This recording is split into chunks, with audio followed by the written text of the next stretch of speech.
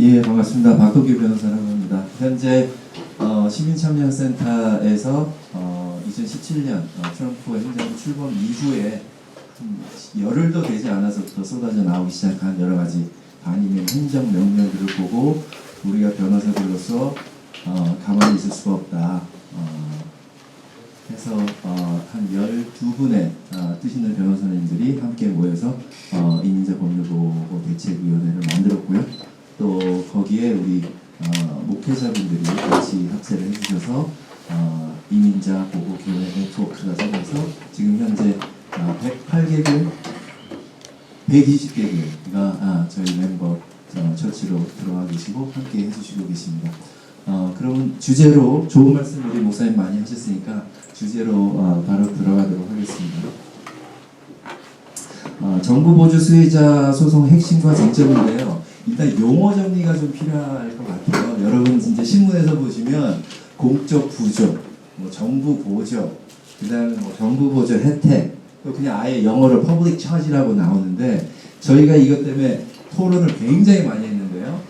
이제 결론부터 말씀드리면 가장 정확한 용어는 퍼블릭 차지는 정부 보조 수혜자, 그거를 받는 사람.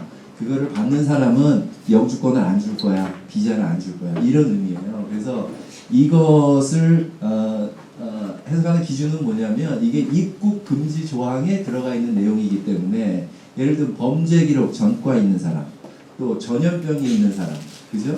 또는 뭐 일부 다처제를 지지하는 사람, 뭐 이렇게 모두 부정적인 것들에 대해서 입국을 금지하겠다라고 하는 내용이기 때문에 사실 공적 부조 이거는 가장 지금 어떻게 뭐 이유는 모르지만 가장 많이 사용되고 있는 용어고 저도 손님들한테는 그 용어를 손님들이 쓰실 때는 따라서 쓰기도 하는데 보다 정확한 용어는 정부 보조 수혜자이고 이것도 어떻게 보면 좀 가치 중립적으로 저희가 만든 거고요. 이민국에서 얘기하는 퍼블릭 차지라고 할 때는 부정적인 의미예요. 공공 부담이 되는 자, 정부에 기대어 사는 자 이런 의미로 퍼블릭 차지라고 하는 말을 쓰는 거거든요. 그래서 일단은 이게 입국 금지 조항이기 때문에 저희 생각하기에 가장 적절한 용어는 정부 보조 수혜자가 아닐까라고 생각이 됩니다. 오늘 이제 보다 많은 분들이 이 내용에 대해서 내가 이걸 받았는데 영주권 신청하는데 비자 신청하는데 어떤 장애가 될 것인가 받아도 돼요. 이런 부분들에 대해서는 우리 최은수 변호사님이 보다 자세하게 말씀해 주실 거고 끝나고 나서 우리 박진희 변호사님하고 저하고 셋이 뒤에서 나눠서 또 개별적으로 상담을 해드리겠습니다. 그래서 저는 우리 최 변호사님이 하시는 발제에 일종의 멍석가는 이 역할을 맡아서 지금 나왔습니다. 그래서 보통 우리가 문제나 현상을 볼 때 숲도 보고 나무도 봐야 된다 이런 말씀 많이 들으셨죠? 우리 최 변호사님께서는 나무에 대해서 항상 설명해 주실 거고요.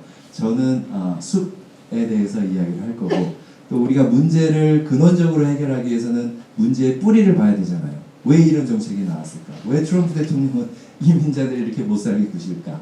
이거를 기한하는 사람은 혹시 백악관에서 어떤 사람이 어떤 생각을 가지고 이런 정책을 하는지 우리가 알아야, 그죠? 그 전제를 쳐야 문제가 근원적으로 해결이 되는 것이지 그냥 현상적인 거에만 우리가 급급하다 보면 소위 일회용 처방 또는 밴드 에이드식 대응 밖에는 되지는 않거든요. 제가 대학 다닐 때 YMCA 대학부를 했었는데 그때 들었던 이 교회 김종훈 목사님이 컨퍼런스에서 해주셨던 말이에요.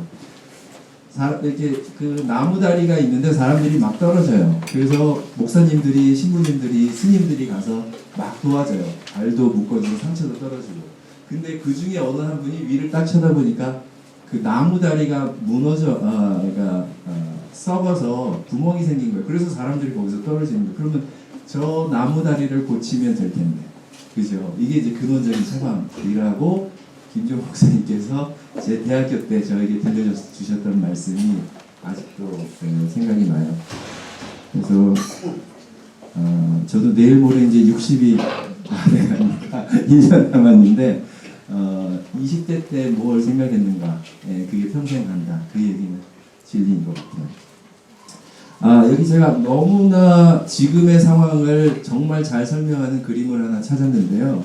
무려 이 그림이 요새 나온 그림도 아니고 1893년도에 나온 그림이에요. 오늘 제 얘기 한 뭐 5분에서 짧게 10분 안으로 끝낼 텐데 제 말씀을 혹시 잊어버리셔도 이 그림은 머릿속에 기억하시면 좋겠어요.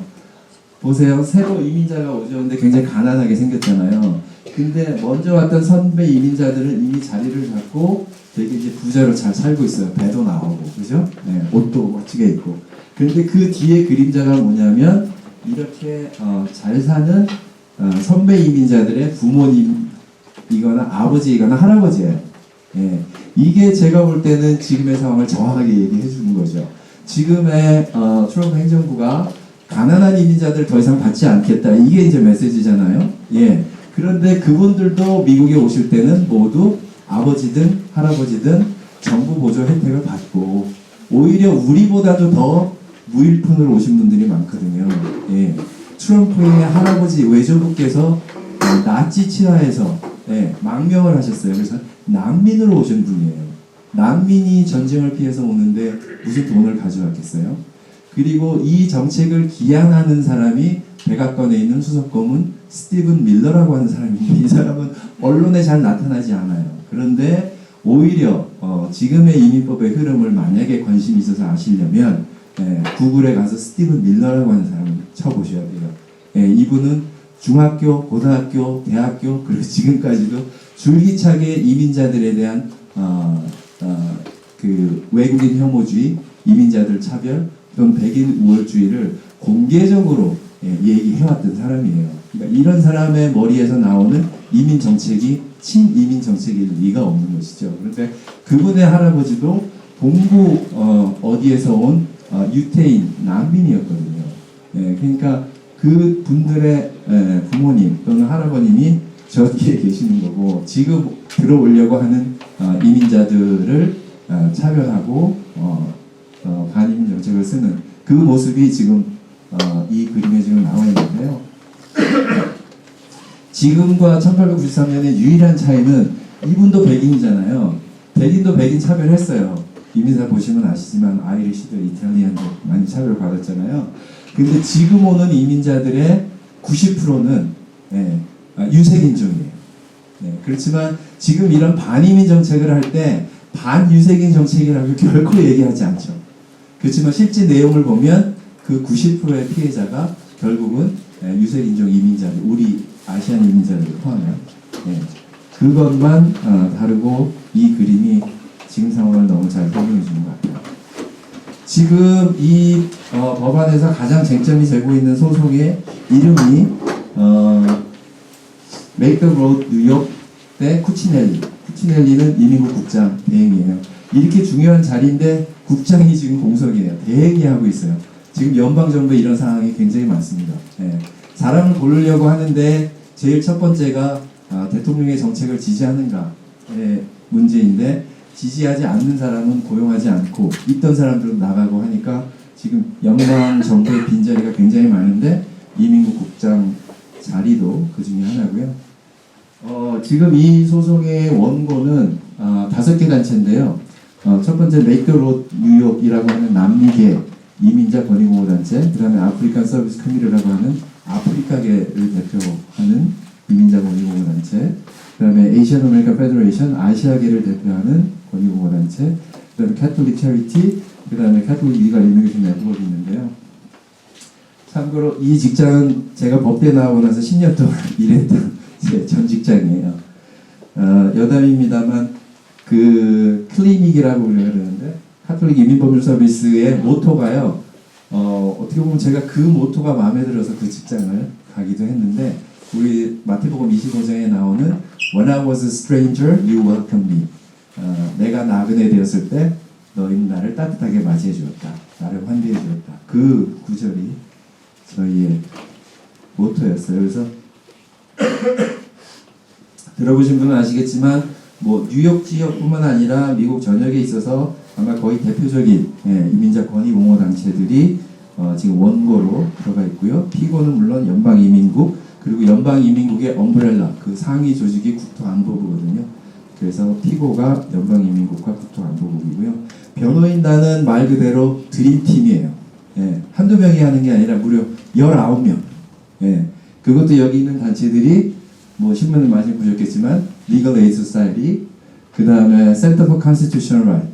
92년도에 아마 피코 노동자 아주머니들 케이스 기억하시는 분 계실 텐데 미국 기업이 한국에 가서 월급을 몇 달씩 미루고 위장 클로즈를 하고 미국으로 와서 이제 했던 소송인데 그 소송을 무료로 해주셨다. 그래서 우리 한인 커뮤니티하고는 굉장히 인연이 있고 미국에서 이제 헌법 관련 또는 위헌 소송에 있어서는 굉장히 유명하고 명망이 있는 그런 단체고요.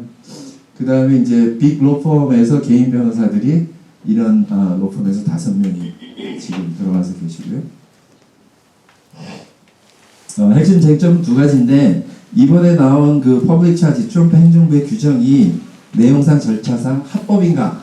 예. 이거에 대해서는 아직 안 나왔어요. 금년 아마 3월부터 구두 변론이 아마 시작이 될 거고요.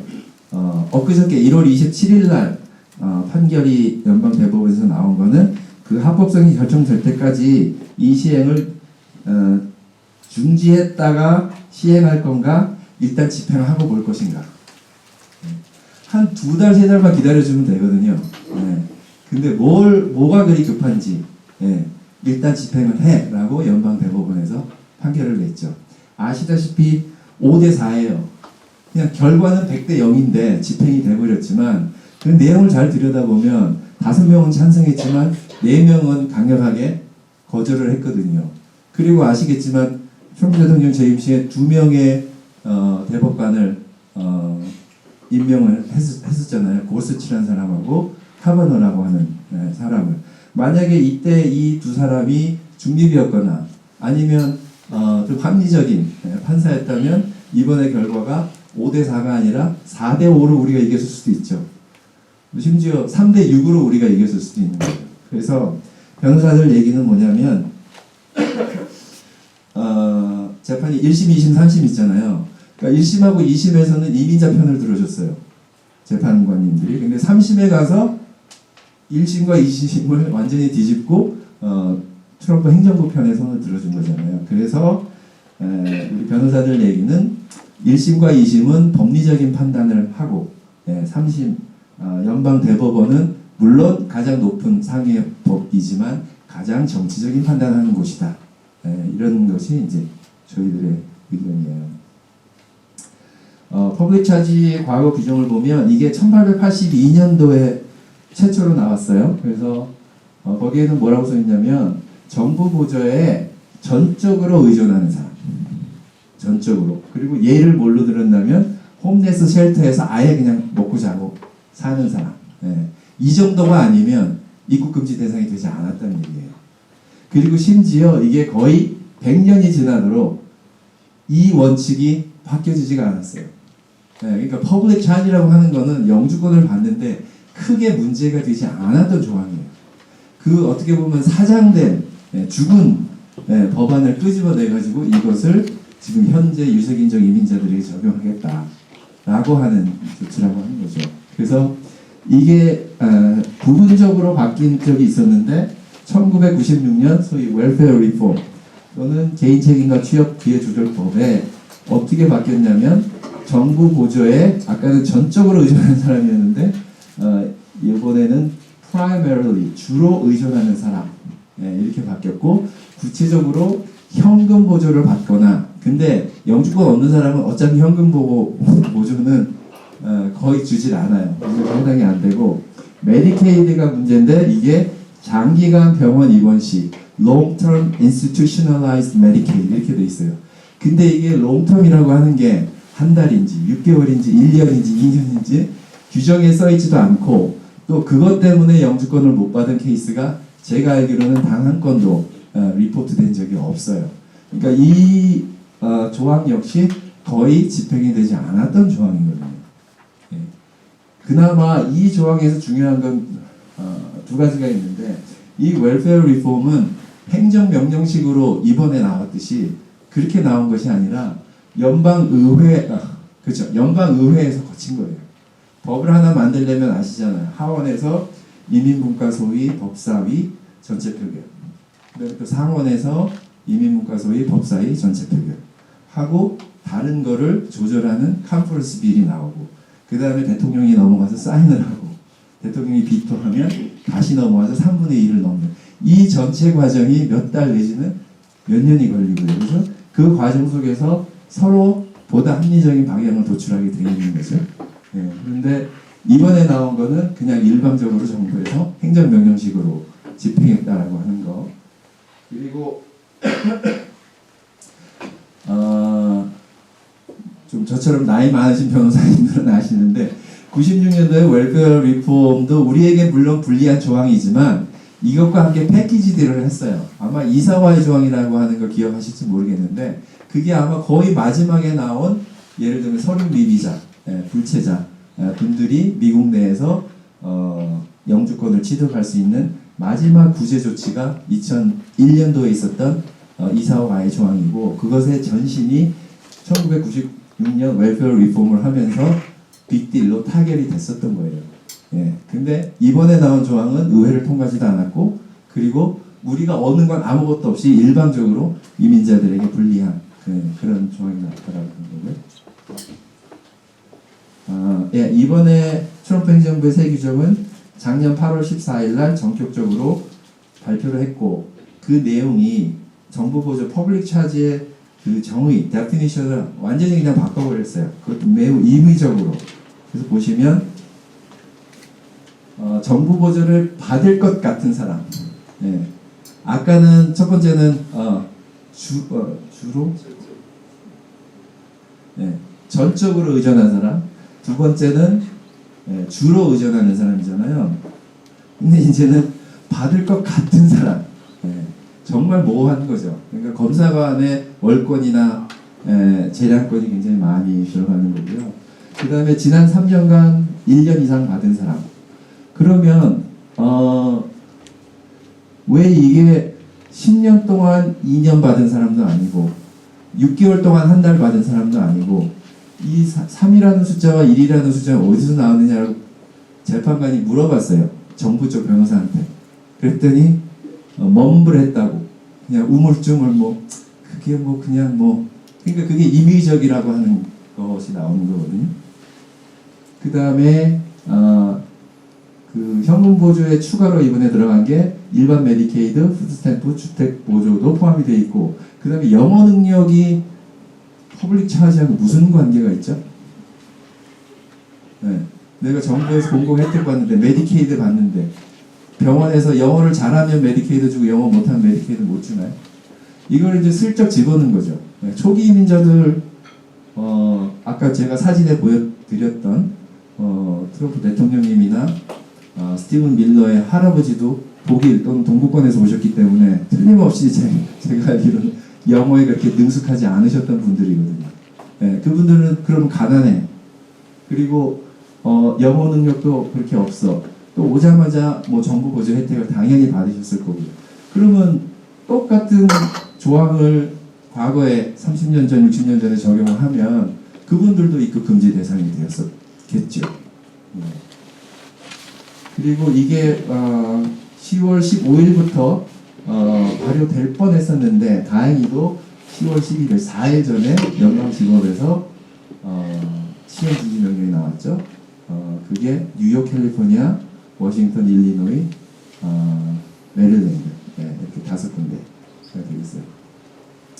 그 다음에 1월 27일부터 연방대법원에서 시행명령, 이번에 이제 신문에 대문짝맞게 나온 그 연방대법원의 판결이 1월 27일 나왔고 언제 시행이 되는지 며칠 전까지 몰랐다가 어젠가 그제 발표했죠. 2월 24일부터 시행이 시작될 거다라고 하는 거예요. 우리 변호인단 측의 핵심 주장과 근거는 이겁니다. 이민법에 있어서 가장 많이 우리 변호사들이 쓰는 아규먼트는 헌법 수정 5조하고 14조예요. 5조는 아마 한국에서 사회시간에 많이 들으셨을 거예요. 적법한 절차를 거치지 아니하고는 생명권이나 자유권이나 행복추구권을 박탈당하지 아니한다. 언젠가 한번 들어보실 것이고요. 미국에 있는 특이한 조항 헌법 수정 14조는 인종, 피부색, 출신국가, 성별, 정치적 견해 차이로 차별해서는 안 된다. 이 두 가지가 가장 중요한데 예를 들면 이번 퍼블릭 차지는 생명권하고 직결되어 있죠. 건강, 생명 이런 문제가 직결되어 있는 거고요. 그 다음에 자유권, 의식주는 우리 인간이 기본적으로 누려야 돼. 만약에 본인이 어떤 이유로든 뭐 장애가 있다든가 나이가 연로하다든가 해서 못할 때는 정부가 의무적으로 그런 사회적 약자들을 도와야 된다라고 하는 컨셉이 있잖아요.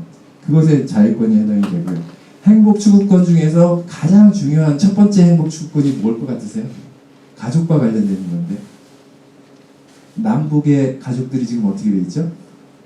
이산 가족이 있잖아요. 가족이 함께 살 권리가 미국 판례상 행복 추구권의 넘버원입니다. 그런데 지금 이 퍼블릭 차지에서 가장 피해를 보시는 분들이 가족 초청 이민자들이에요. 무려 가족 초청 이민자들에게는 아마 반 이상은 받지 못할 것이다 라고 하는 지금 통계가 나오는 것처럼 이건 어떻게 보면 원천적으로 가족 초청 이민의 한 반 정도를 봉쇄해버리겠다 이런 얘기랑 똑같기 때문에 헌법에 보장된 행복 추구권을 박탈당하는 것이다 라고 우리 변호사들이 이야기를 하고 있고, 그것의 다분히 지금의 이민자들은 90% 이상 유색 인종 이민자들이기 때문에 인종이나 피부색이나 출신 국가로 적어도 뭐 의도까지 우리가 너희들이 백인 월자지 라고는 얘기할 수 없겠죠. 뭐 증명이 어려우니까. 그러나 결과적으로는 이 평등권, 헌법에 보장된 평등권을 해치는 그런 결과가 난다라고 하는 거고요. 그 다음에 행정절차법이라고 하는 게 있는데 간단히 말씀드릴게요.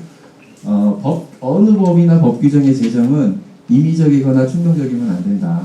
보통 법을 만들 때 임의적이나 충동적으로 만들기가 결코 쉽지 않거든요.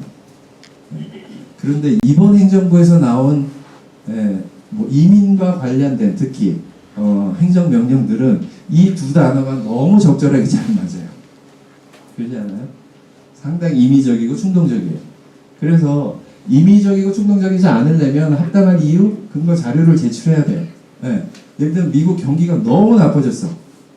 아니면 이민자들이 정말 자기들의 주장대로 일도 안 하고 세금도 안 내고 웰페어만 타먹어. 그러면 데이터를 만들어서 제출하면 되잖아요. 그 데이터를 내라고 판사님이 그러셨어요. 그런데 데이터를 하나도 제출을 못했어요. 재밌는 거는 미국 경기가 나쁘다 그러면 엊그저께 대통령께서 본인이 지난 3년 동안 가장 큰 지적이 뭐라 그러셨어요? 경기가 지금 최고로 좋다 그랬잖아요. 그 경기 나쁘다는 얘기 못하죠. 그죠? 그리고 몇 가지 찾아냈는데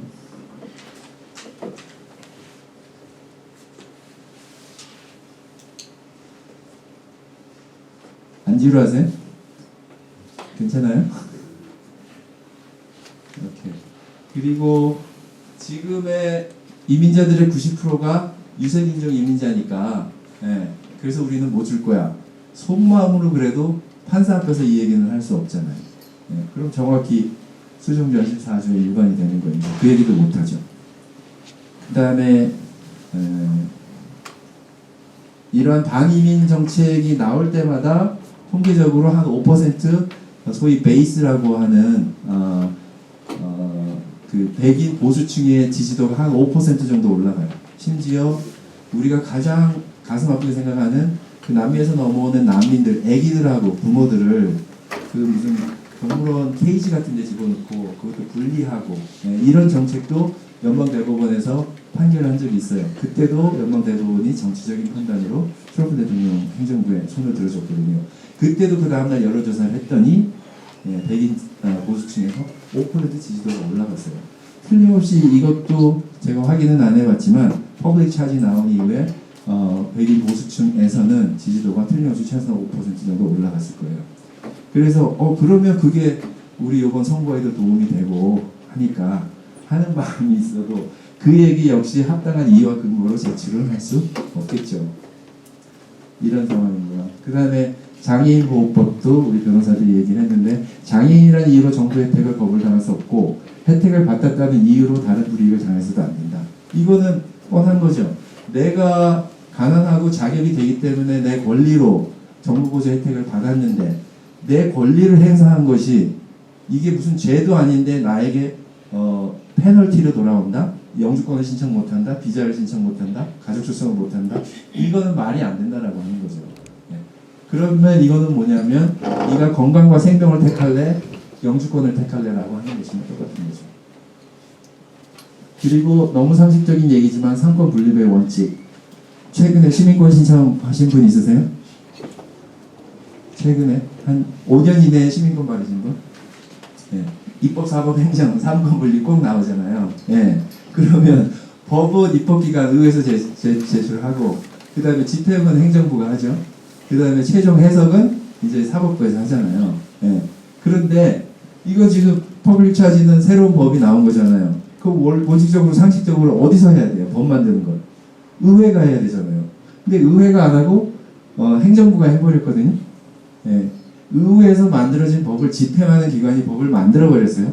물론 예외가 있어요. 국가 위기나 국토 안보에 관련된 일이 있을 때는 행정부가 직권으로 규정을 만들 수는 있어요. 그런데 그러면 지금 국토 안보에 무슨 문제가 있나요?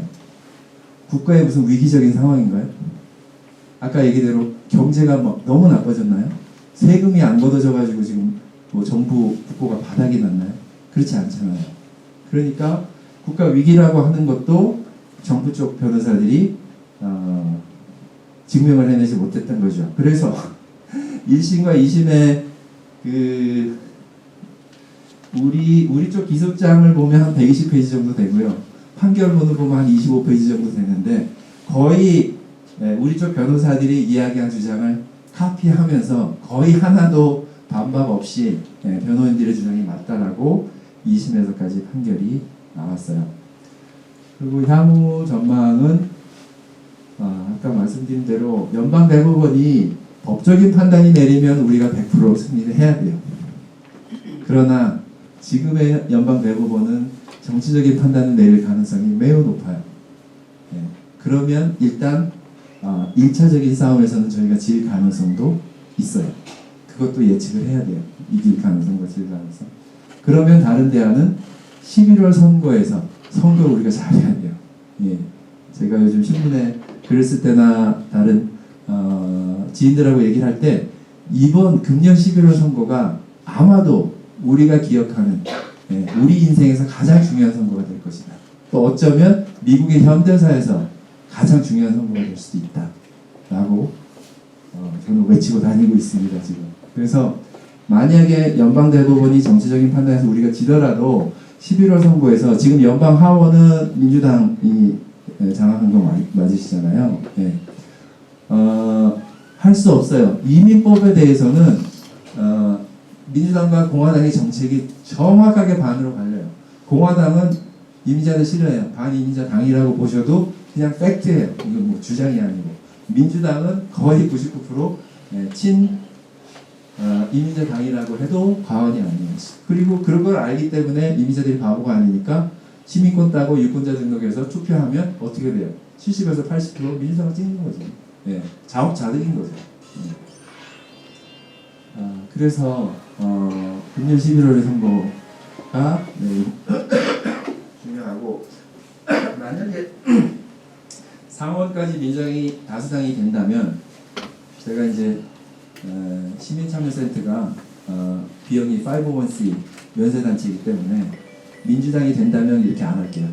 친이민 의원들이 다수를 점하면 지금의 하원처럼 그러면 이 퍼블릭 차지도 우리가 기각을 할 수 있고 그죠? 법으로 그 다음에 우리가 바라는 그 다카 학생들 드림 법안도 통과시킬 수가 있고 다수 이번에 탄핵 재판은 상원의 3분의 2가 필요하기 때문에 통과를 못 시켰지만 이거는 다수표이기만 하면 되거든요. 51%만 넘으면 되거든요.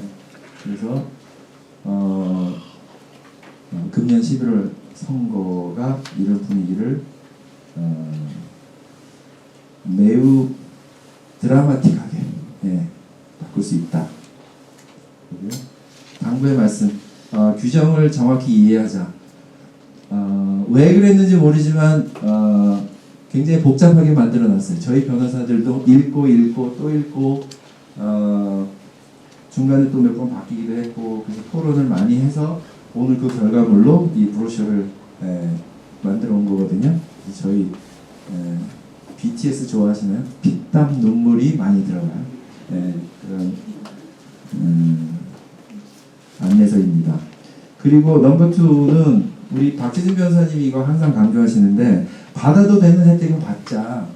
우리 통계를 보니까 7명 중에 1명이 굳이 끊지 않아도 되는 혜택을 이미 끊어버린 사람들 지난 1년 동안에 있다라고 통계가 나왔는데 받아도 되는 혜택은 받아도 돼요. 예를 들면 응급실 메디케이드, 또 출산 메디케이드, 그죠? 그 다음에 주에서 주는 메디케이드들이 있어요. 패밀리 케어하고 차일드 헬스 플러스. 우리 최 변호사님이 좀 더 자세하게 말씀해 주시겠지만 이런 거는 받아도 국적부조, 퍼블릭 차지에 해당이 안 된다고 이미 유권 해석이 나왔기 때문에 받으셔도 되고요. 또 카드가 있는데 받지는 않았는데 카드를 내가 3년째 갖고 있어요. 이거 끊어야 되지 않나요? 저는 카드가 갖고 있는 거는 퍼블릭 차지가 아니라고 명시적으로 심지어 정부의 규정에서도 얘기를 했어요.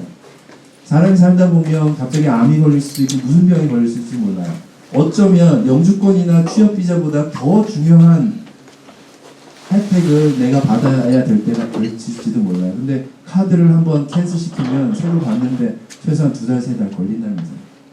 그러면 그 사이에 어떻게 되면 어떻게 해요? 그게 나일 수도 있고 나의 부모일 수도 있고.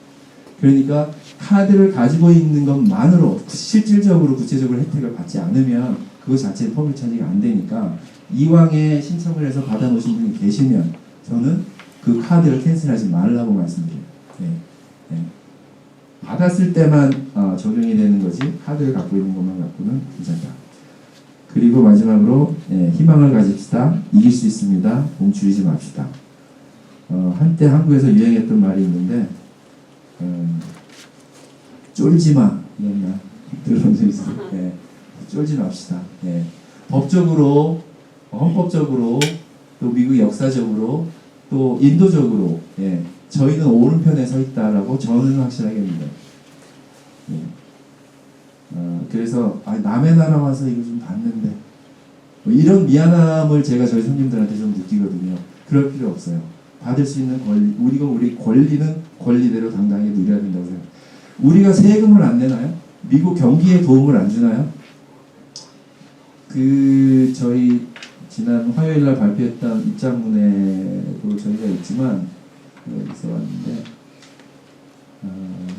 구체적으로 이민자들 전체가 내는 세금이 이민자들 전체가 전체가 받는 웰페어보다 많을 것 같아요, 적을 것 같아요? 우리가 세금을 더 많이 내나요? 아니면 웰페어 수혜를 더 많이 받고 있나요? 어떨 것 같으세요? 대략? 제가 왜 쫄지 말자고 얘기할 것 같아요? 우리가 내는 게 더 많으니까. 구체적으로 여기가 써왔는데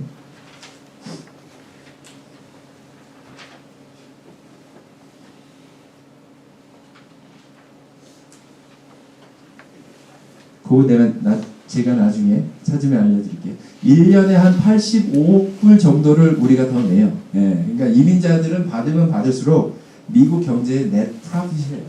이건 그냥 팩트예요. 주장이나 의견이 아닙니다. 그러니까 우리는 당당하게 받아도 된다라고 하는 거고요. 요 뒤에 이제 결론을 쓰긴 했는데 이것도 좋은 말이에요. 집에 가서 한번 읽어보시고요. 근데 지금 이 퍼블릭 차지의 상황에서는 지난번 우리 입장문에 나온 마지막 결론 부분 왜 뉴욕 자유의 여신상 아래 그 에마 라자루스 여사의 시가 있잖아요. 그래서 그것과 함께 읽어드리고 제 발제를 마치겠습니다. 이민자의 나라 미국의 상징이자 이민자들에게는 자유와 희망의 상징인 자유의 여신상의 등불이 현 행정부의 반이민 정책으로 인해 꺼지지 않도록 지켜내는 일은 결코 남이 해주지 않는다. 우리 이민자들 스스로 지켜내야만 한다. 이것은 우리 세대 이민자들이 해야 할 시대적 소명이다. 자유의 여신상 아래 새겨있는 엠마 라자루스 시를 읽어드리며 이 발제를 마치겠습니다. 너의 지치고 가난한 자유롭게 숨쉬기를 갈망하는 사람들을 나에게 보내다오.